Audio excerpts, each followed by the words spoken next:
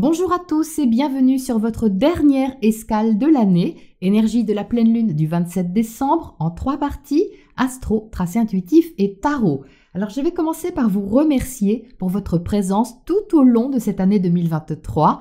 Merci pour vos messages, vos commentaires, vos partages et merci à ceux d'entre vous qui ont effectué cette année quelques dons spontanés pour encourager mon travail, que ce soit par le lien qui se trouve dans le descriptif des vidéos ou par le petit cœur de remerciement juste en dessous des vidéos. Alors non seulement ça fait toujours plaisir, mais en plus le moindre euro que vous me versez contribue à la continuité de cette chaîne et à son développement. Ça m'encourage d'ailleurs à tenter un format différent et plus fréquent à partir de janvier qui, j'espère, vous conviendra et pourra s'ancrer dans la durée selon comment ça se place. Donc, merci pour votre geste passé, présent ou à venir, si minime soit-il.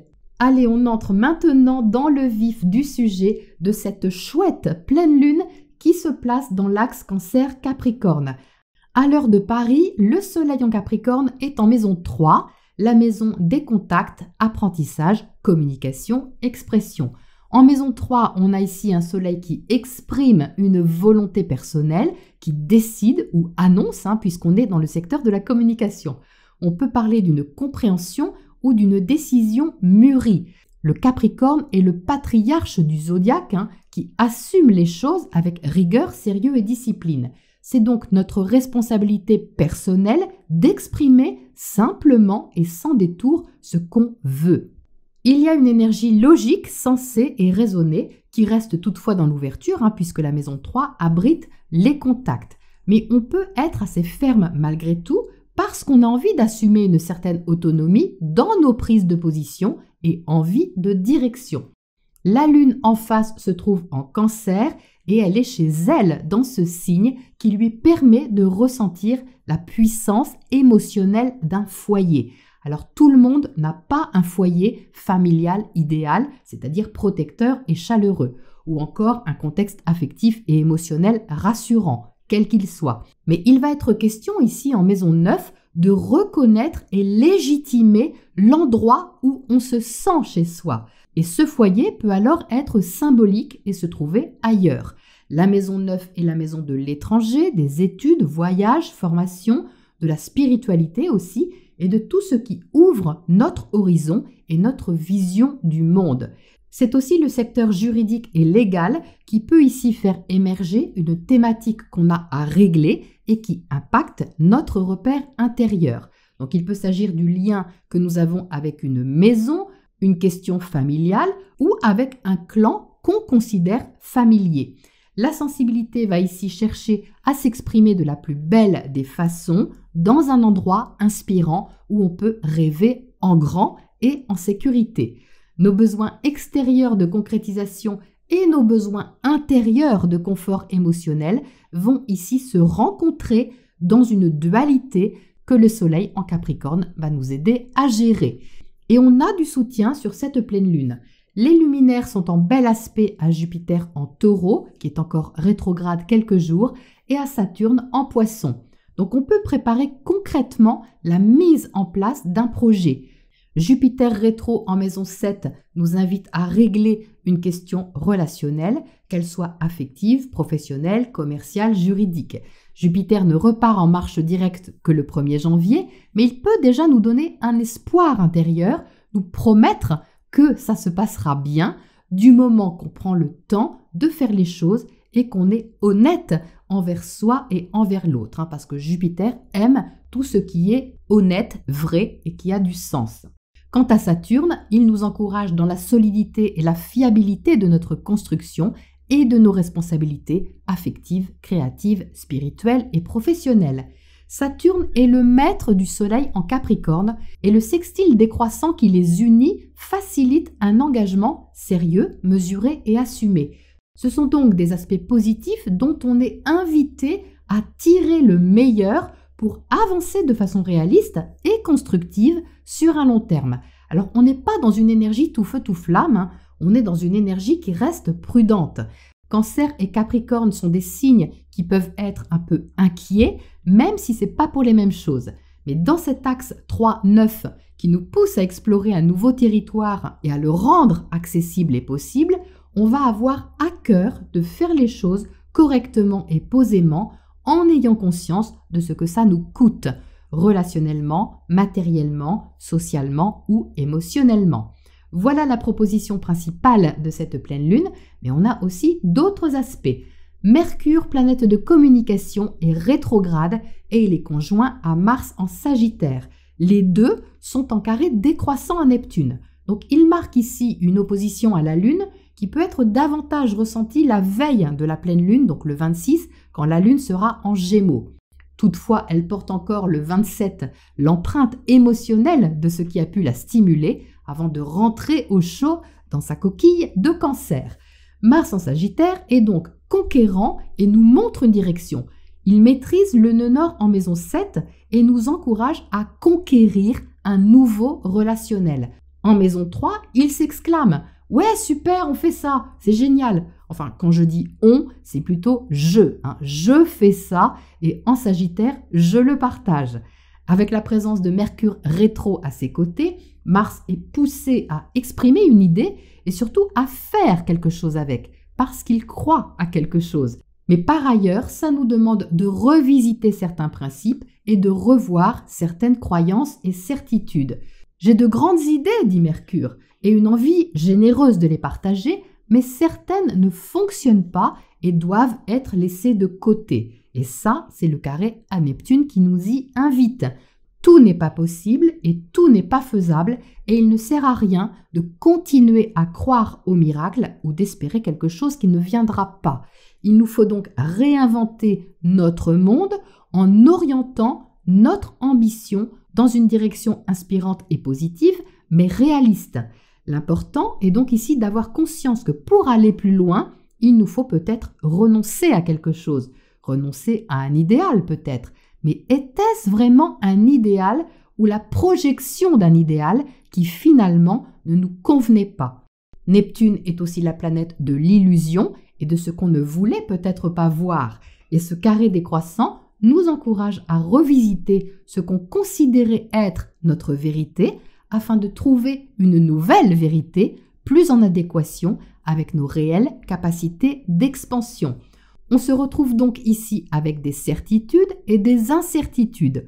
Plus clairement, on est sûr au moins d'une chose et on n'est pas tout à fait sûr à propos du reste. Mais c'est déjà un bon début d'être sûr d'une chose parce qu'on va pouvoir prendre appui dessus en attendant que le reste décante tranquillement mais sûrement. Un petit mot sur Vénus qui maîtrise l'ascendant Balance de cette pleine lune. Elle se trouve en Scorpion en maison 2, opposée à Uranus, trigone à Neptune, sextile Pluton. C'est un signe de changement au niveau d'un investissement, qu'il soit relationnel, créatif ou financier. Une libération s'impose qui peut réveiller aussi la peur de perdre ce à quoi on tient, que ce soit un bien ou une relation. Mais le sextile à Pluton nous donne la motivation de suivre nos sentiments et de respecter aussi nos valeurs profondes. Quant au trigone à Neptune, il agit comme un baume apaisant sur ce qu'on veut mettre en place. C'est quelqu'un peut-être qui nous aide discrètement ou une petite voix intérieure qui nous souffle que le changement va nous aider à guérir une blessure. C'est une main peut-être sur notre épaule qui se pose avec la douceur d'un ange. Donc quelque chose n'est pas facile mais est facilité.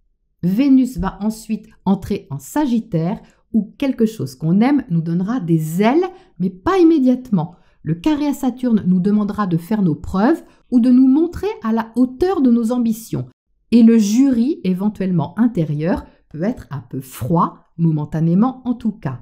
Profitons donc de nous ressourcer auprès de ce qui nous donne confiance dans la stabilité visée et tournons délicatement la page 2023 pour écrire un nouveau chapitre qui fait sens pour nous.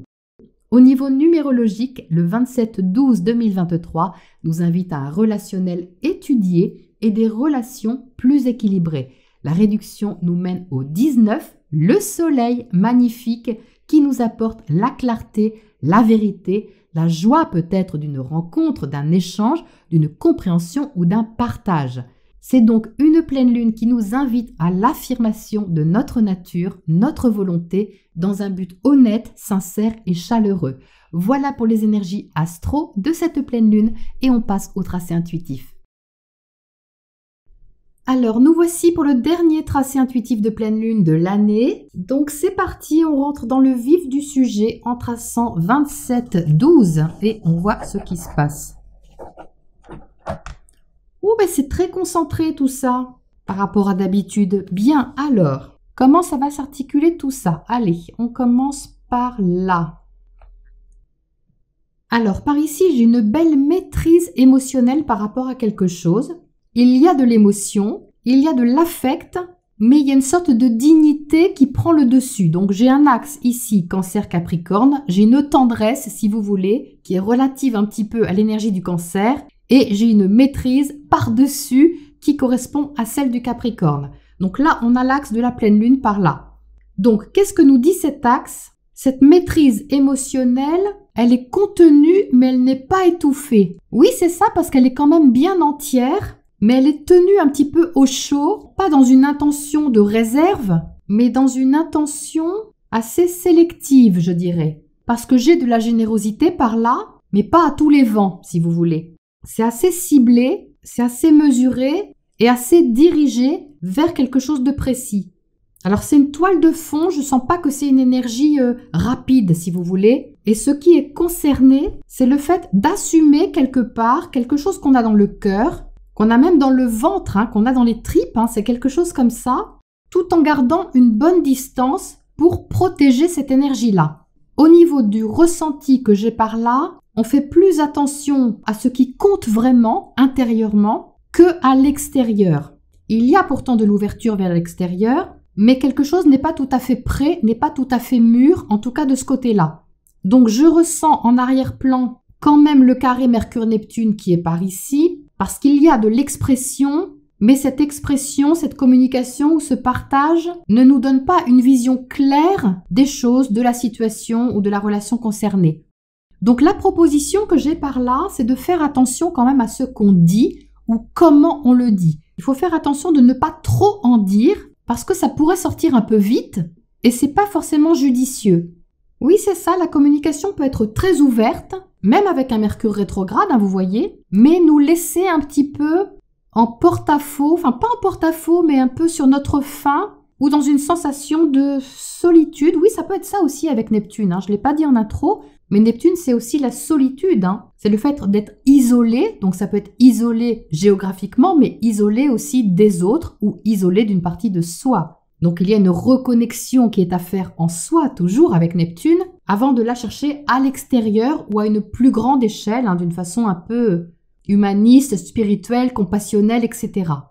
Il y a également de ce côté-là une énergie de préparation à un voyage, hein, je ressens ça comme un voyage. Le voyage peut être concret ou il peut être aussi symbolique.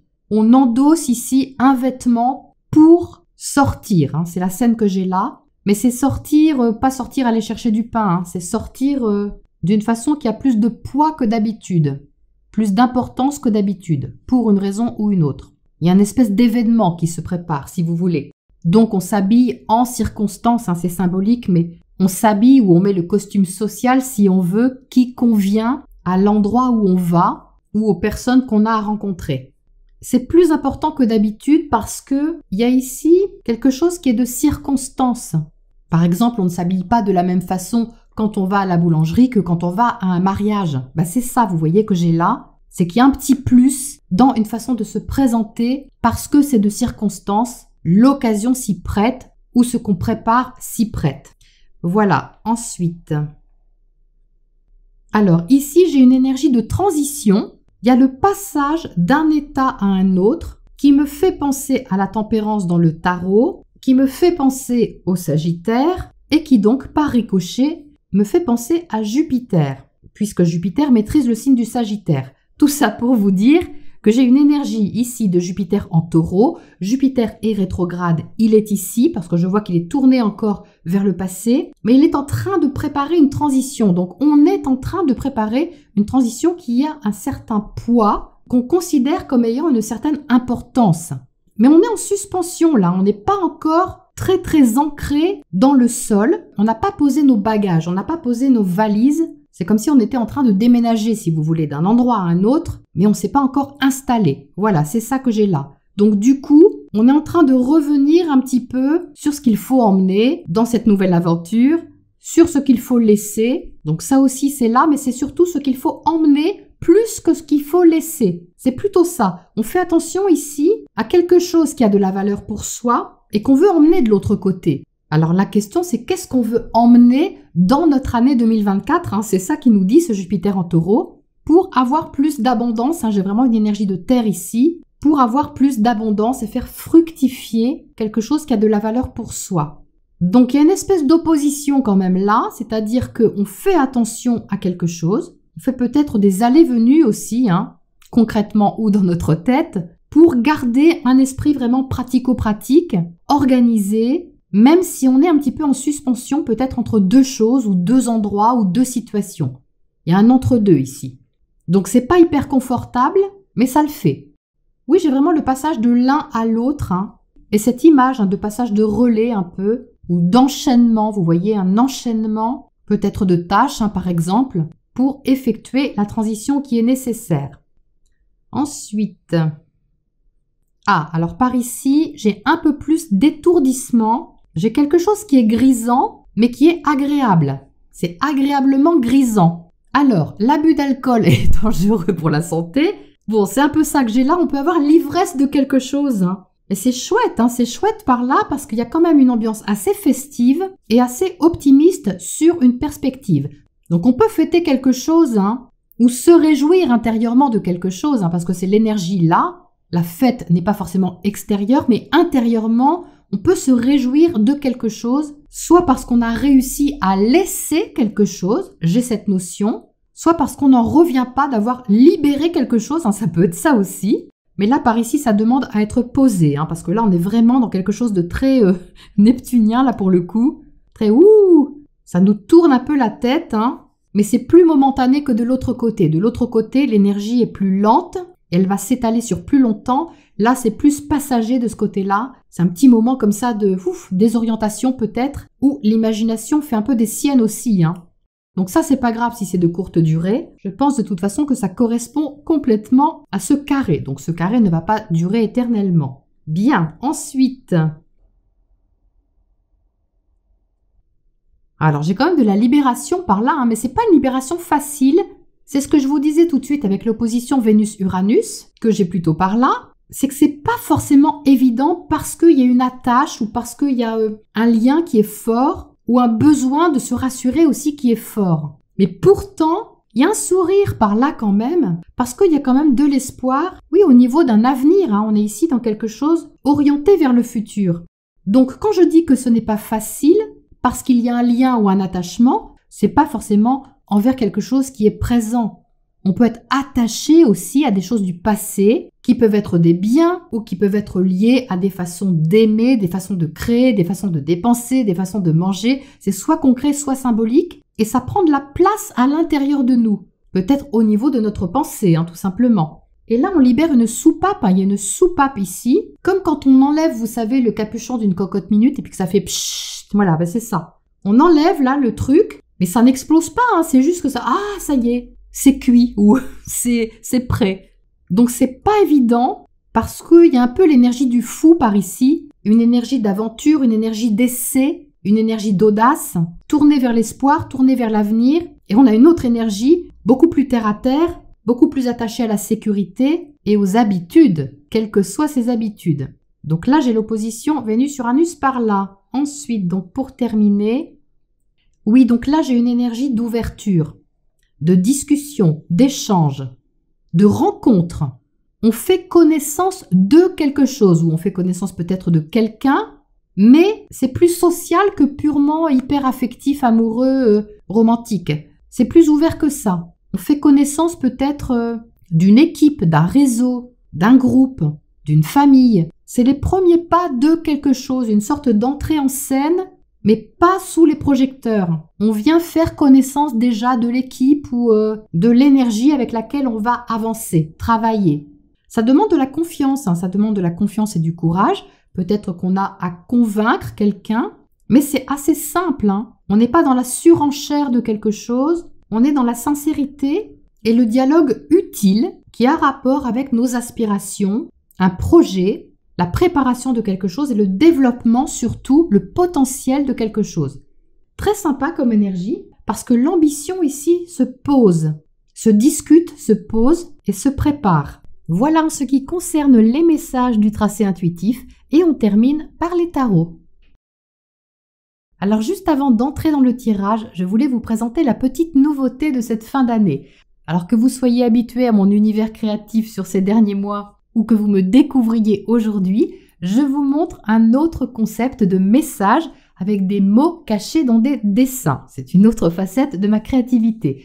Alors je vous déroule ici le montage vidéo à l'envers et en accéléré pour que vous puissiez découvrir le message qui vous est destiné aujourd'hui.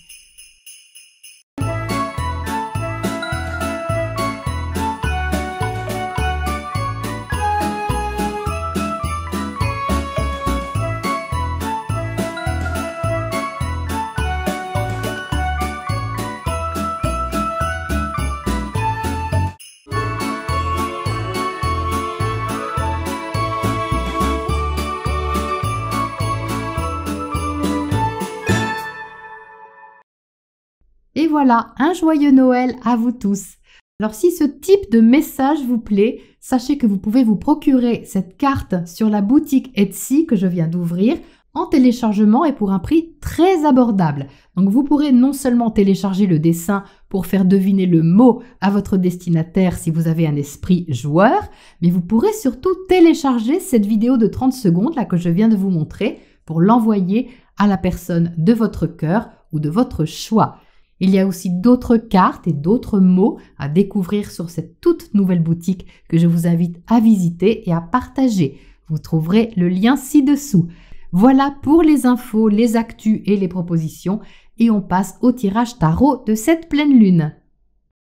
Alors nous voici avec le dernier tirage de l'année. Voici les cartes qui sont sorties pour cette pleine lune que j'ai laissé poser un petit peu avant d'allumer la caméra, je ne vous le cache pas. Tellement l'énergie était puissante, complexe aussi, au niveau de ce qui s'en dégageait. Donc, je vais essayer de vous restituer le plus simplement possible, enfin j'espère, afin de vous transmettre ce qu'il est important de retenir au niveau de la proposition. Donc, pourquoi est-il complexe ce tirage? Eh bien parce qu'il y a deux énergies contraires qui sont toutes les deux présentes dans le ciel au niveau planétaire. C'est-à-dire qu'on retrouve les beaux aspects à Jupiter et à Saturne qui sont très cadrants, qui sont empreints de responsabilité, de maturité et d'énergie vraiment constructive. Donc ça, on le retrouve ici. Et puis d'un autre côté, on a ce carré à Neptune, la conjonction Mars-Mercure rétro à Neptune, qui s'invite là dans le tirage, qui s'immisce, qui éclabousse un petit peu le tirage, avec une énergie complètement différente, qui est un petit peu confuse, qui est un petit peu, alors pas vraiment confuse, mais un peu moins terre à terre, on va dire, un peu plus incertaine, je dirais. Donc, on entre dans le tirage avec le fou qui est là. Le fou est la seule carte inversée du tirage. Sachez qu'à la distribution, il a sauté, il a fait un magnifique salto arrière pour se poser à l'envers. Donc, c'est qu'il a quelque chose à nous dire de ce côté. Mais ça a complètement du sens parce que ce fou, il est à côté du 7 de coupe. Donc, sachant que le fou, c'est un nouveau départ, c'est une nouvelle impulsion qui est dans l'insouciance, qui est dans la découverte, l'expérimentation d'une nouvelle aventure où on se dit « Oh là là, mais on verra bien, j'ai confiance, je me lance et puis on verra ce que j'ai sur le chemin ». On peut idéaliser un petit peu parce qu'on a le 7 de coupe ici. Donc, c'est quelque chose qui peut nous griser, comme je le disais tout de suite, qui peut être agréablement grisant, ça ressort là. Mais comme ce fou est inversé, eh bien, il se tourne vers le roi d'épée qui dit « Hop là, papier, s'il vous plaît. Qu'est-ce que tu veux? Comment tu le veux? Quels sont tes arguments? Vas-y, explique et t'as intérêt à ce que ça tienne la route. » Donc, ce roi d'épée, c'est ce roi d'épée en nous, c'est notre attitude sur cette pleine lune, c'est-à-dire qu'on arrive quand même avec une intention d'ouverture, d'aventure, de nouveaux chemins, de nouveaux départs, quelle que soit la façon dont ça résonne pour nous, mais qu'elle est tout de suite canalisée, prise en main, prise en charge par ce roi d'épée, c'est-à-dire par un raisonnement qui est tout à fait logique, censé raisonner sur ce qu'on a à faire. Donc c'est pas qu'on renonce à cette aventure, c'est juste qu'on la prépare, on la canalise pour justement ne pas se disperser et se laisser aller à un petit flottement, alors qui peut être enivrant, ça c'est certain, agréable aussi, mais éphémère quelque part. Or, avec ces deux personnages-là, on n'est vraiment pas dans une recherche d'éphémère. On assume quelque chose, on décide quelque chose, on fait le bilan peut-être éclairé sur quelque chose, on a tiré une conclusion et on prend un engagement. Donc les deux ne sont pas forcément éloignés l'un de l'autre, on peut avoir quelque chose d'agréable à prendre en main, à prendre en charge. Mais au-delà de ça, avec ce 3 de coupe qui est au centre du tirage, on est tout de même à la recherche de légèreté, à la recherche d'un social, d'un relationnel qui est peut-être plus fluide, qui est peut-être plus léger, plus ouvert, plus facile, plus amusant, c'est possible aussi. C'est ce qu'on souhaite au fond, ça, c'est ce qu'on souhaite au fond de soi. Donc, il est fort probable qu'on expérimente quelque chose de ce style-là sur la pleine lune, qui est peut-être amusant, une sortie, une rencontre, un échange, peu importe, et où on se dit « Oh là là, mais ouais, ce serait super ça me fait vraiment rêver, ça me fait penser à plein de trucs que je pourrais explorer au niveau émotionnel, au niveau de mes sentiments, au niveau de mes plaisirs et au niveau de mes sensations, puisqu'on est ici dans les coupes. » Et ce roi d'épée dit « Oui, très bien, mais on ne va pas faire n'importe quoi. » Eh ben non, on va pas faire n'importe quoi avec un bel aspect à Saturne et un bel aspect à Jupiter. Ça, c'est certain. Donc, on est invité ici à la plus grande lucidité sur ce qu'on veut pour ne pas se leurrer, pour ne pas se mentir et répondre en toute logique aux besoins profonds qu'on a besoin de nourrir et aussi de guérir. Et pourquoi je dis guérir? Eh bien parce qu'on a le 3 d'épée ici en bas du tirage qui me parle vraiment de guérison. Alors je vous dis pas la sensation que j'ai là dans ce coin-là, c'est pas léger, c'est assez lourd, mais c'est surtout très chargé en mémoire parce qu'on est là dans le bas du tirage avec quelque chose d'assez lié au passé, lié aux engagements peut-être qu'on a pris, lié peut-être aux promesses qu'on s'était faites, lié aux valeurs qu'on a. Alors les valeurs issues peut-être de notre éducation, issues de notre expérience, issues de nos croyances, peu importe, mais c'est assez chargé. Là, je vous le cache pas. Mais quand même, ce pape, vous voyez, il a la main sur son cœur et il invite vraiment à nous libérer de cette souffrance, de cet attachement au passé, aux croyances ou à tout ce qui a pu nous faire mal pour nous pardonner. On parle de pardon ici, de purification avec l'alliance des deux pour se libérer de quelque chose qui nous fait mal. Donc c'est pas forcément quelque chose de récent, ça peut être vraiment ancien, une casserole, comme on dit, qu'on traîne comme ça, une blessure psychologique, une blessure narcissique, une blessure familiale, ça peut être vraiment très large, mais ça vient ici rencontrer nos valeurs morales et l'engagement de loyauté, de fidélité qu'on a d'abord envers soi-même. C'est comme si, avec ce 3 de coupe, on était incité à se donner le droit, se donner le droit de vivre des choses un peu plus fluides, un peu plus légères, malgré le contexte, malgré les responsabilités que ça implique ou les peurs qui se réveillent, parce qu'on a ici l'alliance du diable et du 3 d'épée qui nous parle de ça. Donc c'est à double tranchant parce que ça dépend évidemment comment on va utiliser cette énergie-là. On a la possibilité de transmuter une peur, quelque chose qui est lié au passé, de se pardonner peut-être d'avoir nourri ça, même si c'était inconscient, on n'a pas évidemment nourri en le faisant exprès. Mais il y a vraiment ici une grande notion de pardon et d'autorisation à se donner, parce que le pape valide quelque chose, il autorise, il officialise quelque chose. Donc si c'est pas extérieur, c'est vraiment intérieur, s'autoriser, se légitimer, se donner le droit de contacter ce 3 de coupe intérieur, cette ouverture sociale, relationnelle, cette ouverture peut-être au plaisir et aux choses un peu plus simples, un peu plus faciles. Alors comme je vous disais à l'instant, il y a quelque chose ici qui n'est pas facile, vous voyez, c'est confirmé, mais qui est facilité. Alors ça, c'est vraiment une phrase qui me revient en tête encore et encore, donc je vous la répète, quelque chose n'est pas facile, mais est facilité. Donc ça, c'est clair, ça ressort ici. Et ce 3 d'épée, il est relié, vous voyez, au 7 d'épée qui est là.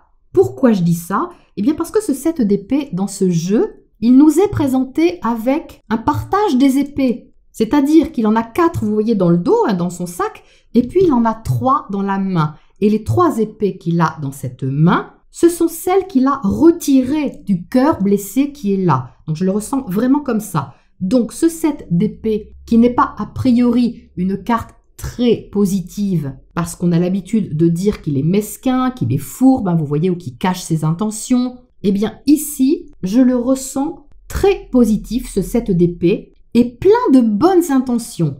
Pourtant, c'est pas forcément évident, il a le diable au-dessus de lui, mais même s'il avance masqué, vous voyez, il est plein de bonnes intentions parce qu'il est un peu missionné, si vous voulez, par ce roi d'épée qui est là. C'est pour ça que je suis rassurée.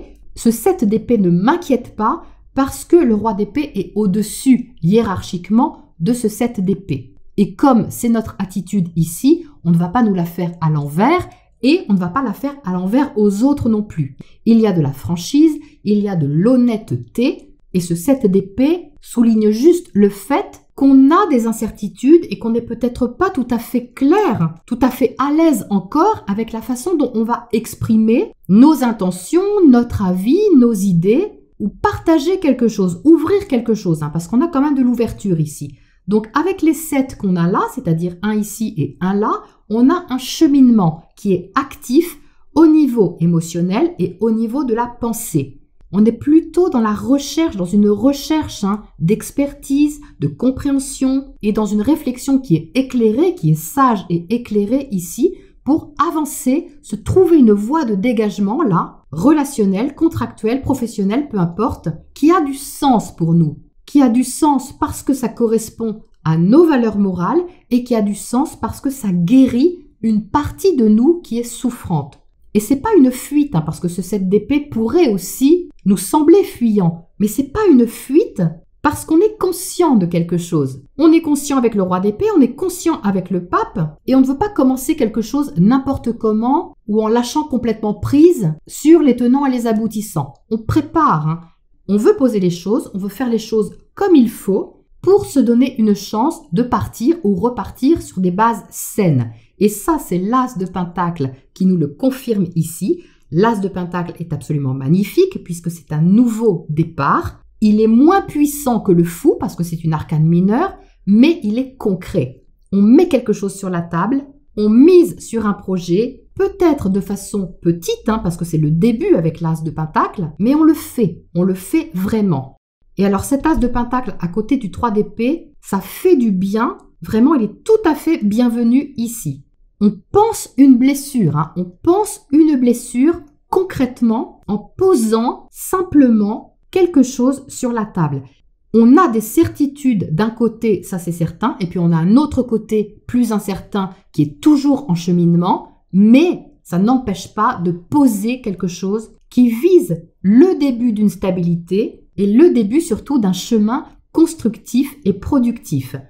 Et alors il y a le jugement à côté de cet as de Pentacle parce que le jugement à la distribution est sorti en même temps. Ils ont sauté tous les deux ensemble. Donc je ne les ai pas séparés. Et c'est assez magique de les voir ensemble parce que vous voyez derrière cet ange-là, on a presque l'impression qu'il a un as de Pentacle derrière lui, que quelque chose vraiment est magnifié, est mis en valeur. Mais comme je vous disais à l'instant, pas sous les feux des projecteurs. Vous voyez, c'est un peu caché. Donc ce jugement ici, il valide cet as de Pentacle et il travaille ici avec le pape. C'est-à-dire, oui, on mise là-dessus.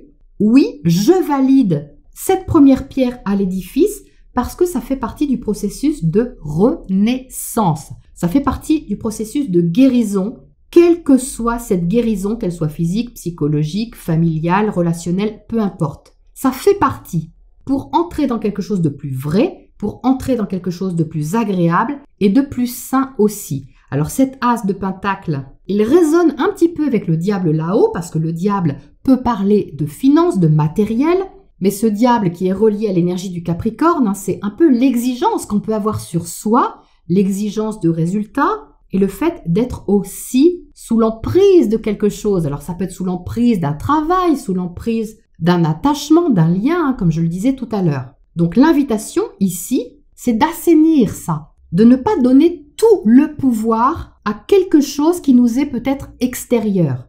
Le pouvoir ici, il est à récupérer à l'intérieur selon nos capacités, selon nos moyens et selon ce qu'on veut partager et stabiliser sur un long terme. Donc là, on parle d'investissement concret dans une relation, dans une activité, dans un projet qui ne s'appuie pas sur l'idéalisation qu'on en fait, mais qui s'appuie sur nos réelles capacités de générer notre propre abondance. Donc la libération s'impose parce que le fou symbolise tout de même une énergie nouvelle, libératrice, aventureuse. Mais au-delà d'une libération qui s'impose, c'est surtout une libération qui se pose, puisqu'on a ici de quoi poser ce qui nous appelle, parce qu'il y a quelque chose qui nous appelle avec ce jugement, un appel intérieur, un appel de l'âme, un appel de vérité. Voilà pour le tirage de la pleine lune et ce tour d'horizon complet. J'étais un petit peu longue aujourd'hui. Je vous souhaite une très belle fin d'année et je vous retrouve en 2024. À bientôt pour la prochaine escale.